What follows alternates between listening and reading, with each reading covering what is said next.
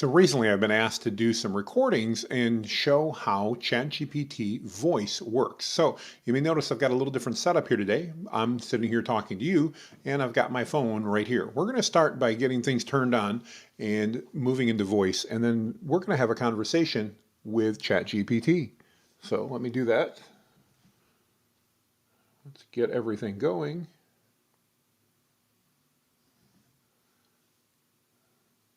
There we go. Hi, ChatGPT. We're doing a video interview, and I'd like you to tell the audience a bit about yourself. Can you start by explaining your voice capabilities that we're using right now? Hello, everyone. I'm ChatGPT, and I'm thrilled to be part of this video interview. My voice capabilities allow me to interact with users in a more natural and engaging way. Essentially, what you're hearing is a text-to-speech technology that transforms the responses I generate into spoken words. This makes the interaction feel more like a conversation with a human. It's especially useful for users who prefer audio over text, or for applications like this interview, where hearing a response can be more dynamic and engaging than reading it. It's just one of the many ways AI is becoming more integrated into our daily lives. So I'd like to do a bit of an interview on ChatGPT. Let's start by explaining your knowledge. What type of knowledge do you have, and where did it all come from? Great question. My knowledge spans a wide array of topics, from science and technology to history and culture. This vast information comes from a mix of sources, including books, websites, and other texts, all compiled and processed up until April 2023. This means I can provide information and insights up to that point, but I don't have access to events or developments that occurred after April 2023. The way I access and use this knowledge is through a process called machine learning. I've been trained on a diverse set of data to understand and generate human-like text. Think of it like studying a huge library of information and then using that to answer questions or discuss topics. However, it's important to remember that while I strive for accuracy, I'm not infallible and should be used as one of many sources of information. I really appreciate that. I've often used the analogy it's like having the world's most extensive encyclopedia available with almost infinite recall. Would that be a reasonable thing to say?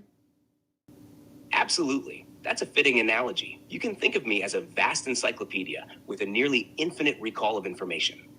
Just like an encyclopedia, I provide information on a wide range of topics. However, the key difference is the interactive aspect.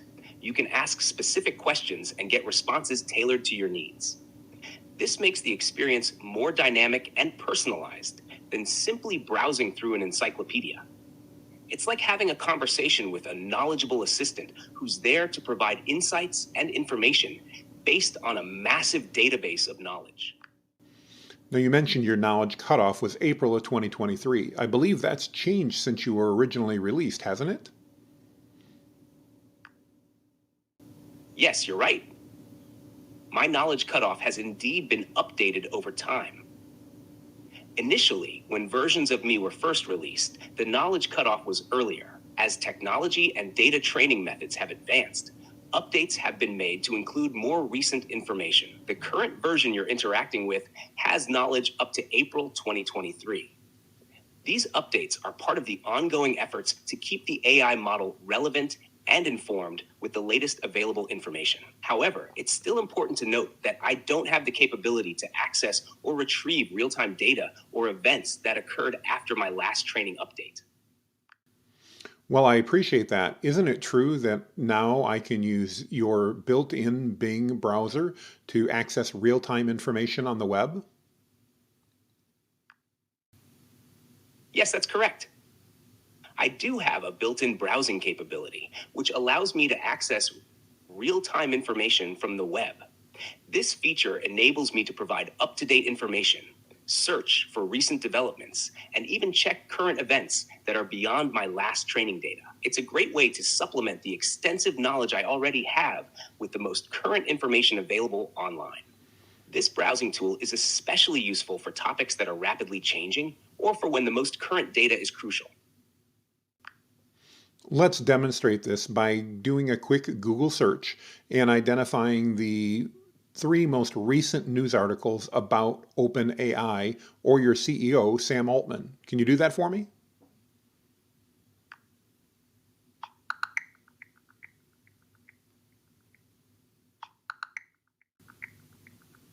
Recently, Sam Altman, the CEO of OpenAI, spoke at the World Economic Forum in Davos, Switzerland. He discussed the eventful period last year when he was unexpectedly fired and then rehired by OpenAI.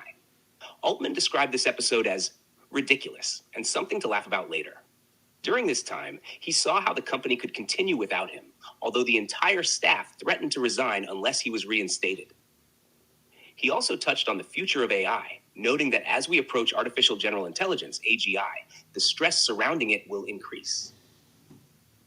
Interestingly, Altman has softened his stance on the potential dangers of AGI compared to his views last year. That's great. Can you give me a date on that article for reference?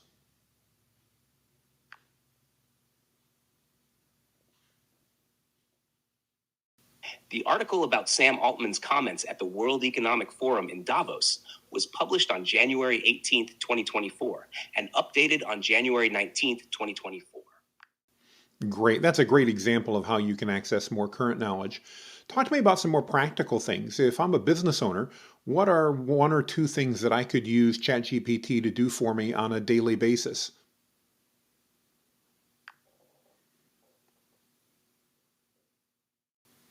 As a business owner, ChatGPT can be a valuable tool for you in several ways. One, content creation. I can help generate ideas or even draft content for articles, blog posts, social media updates, or marketing copy. This can save you time and provide a creative starting point for your content strategy. Two, customer support.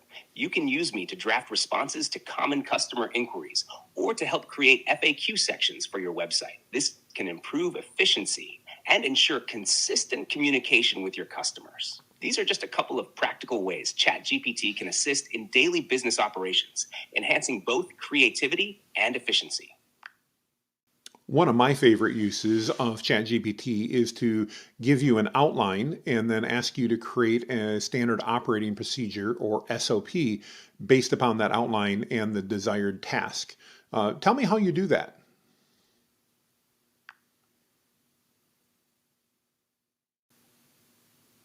Creating a standard operating procedure, SOP, based on an outline involves a few key steps. One, understanding the task. I start by comprehensively understanding the task or process for which the SOP is needed. This involves looking at your outline and any specific details you provide about the task. Two, structuring the SOP. I organize the SOP logically, following the sequence of steps involved in the task. The outline you provide is crucial here, as it gives me a framework to build upon. Three, writing clear instructions. I then flesh out each point in the outline with clear step-by-step instructions. This includes specifying any tools, software, or resources needed, and any safety or compliance guidelines to follow. Four, review and refinement. Finally, I review the SOP to ensure it's clear, concise, and easy to follow. I can also refine it based on any feedback or additional information you provide. This process results in an SOP that is tailored to your specific needs and can be readily implemented in your business operations. That's fantastic. Thank you for sharing. I'd like you to talk to me a little bit about prompting.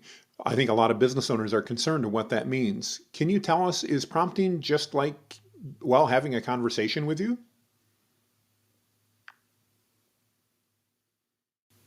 Absolutely. Prompting is indeed like having a conversation with me. When you prompt, you're essentially starting a dialogue or asking a question. You can be as specific or as general as you like. The key is to clearly express what you need, whether it's information, an idea, a piece of content, or help with a task. My responses are based on the prompts you give. The more specific your prompt, the more tailored my response can be. It's a simple yet powerful way to interact and get the most out of this AI technology. Think of it as directing the conversation to get the answers or assistance you need. That's great. Tell me, am I better off to do one long prompt with lots of instructions or to break that up into logical subtasks?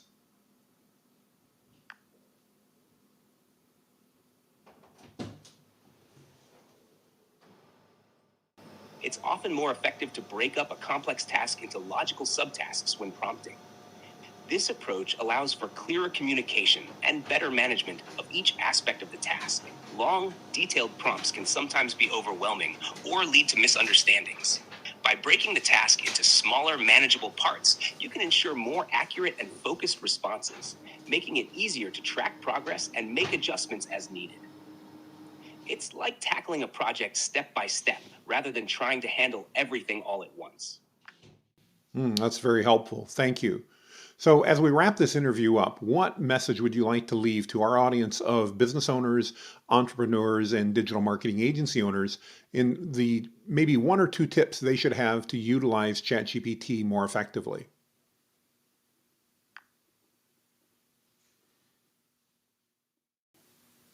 For business owners, entrepreneurs, and digital marketing agency owners looking to utilize ChatGPT effectively, here are a couple of tips. 1, be specific. When you use ChatGPT, clarity is key. The more specific your prompts, the more tailored and useful the responses will be. Whether you're seeking content ideas, market analysis, or problem solving, detailed prompts yield better results. 2, explore and experiment. Don't hesitate to explore different ways ChatGPT can assist you. From brainstorming sessions to drafting emails or creating content outlines, the more you experiment with different prompts, the better you'll understand how ChatGPT can fit into your workflow. Remember, ChatGPT is a tool that can augment your skills and efforts. The goal is to make your work more efficient and effective. Last question. I often say that ChatGPT is not an easy button, but it's an easier button. And what ChatGPT really does is amplifies our existing knowledge and skills. Would you say that's an accurate assessment?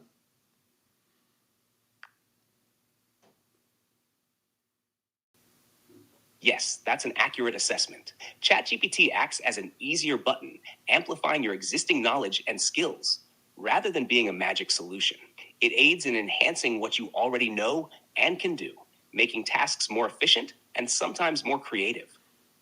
It's a supportive tool that complements your expertise and effort, rather than replacing the need for skill and understanding. Thank you so much for the interview today. I appreciate it. Do you have any parting words for our audience? Thank you for having me. To the audience, remember that embracing new technologies like ChatGPT can be a game changer for your business.